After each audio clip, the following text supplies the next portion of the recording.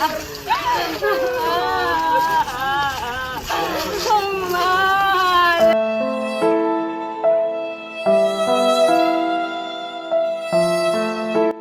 Friends, Kummera జాతరలో జరిగినటువంటి ఒక సంఘటన గురించి మాట్లాడుకోవడం కోసం నాకైతే చాలా అంటే చాలా బాధగా అనిపిస్తుంది. అది ఎందుకంటే ఇంత నీచమైనటువంటి కుక్కలు ఉంటారని చెప్పేసి అయితే నేను ఎప్పుడు అనుకోలేదు. దళితురాలు అయినటువంటి ఒక అమ్మాయి కుమ్మెర జాతరలో సాంబశివ ఆలయానికి దర్శించుకుందామని చెప్పేసి అయితే వస్తుంది. అలాంటి టైంలో అక్కడే ఉన్నటువంటి సర్పంచ్ తను పెద్ద కులానికి చెందినటువంటి వాడు, ఇక్కడ చిన్న కులాల వారికి ఎటువంటి అనుమతి లేదు అని చెప్పేసి అయితే ఆ దళితురాలిని అడ్డుకోవడం అయితే జరుగుతుంది. అలాంటి టైంలో తను ప్రశ్నించగా ఆమె తల్లిదండ్రులను ఒక రూమ్ లో వేసి చిత్తుగా బాధడం అయితే జరిగింది.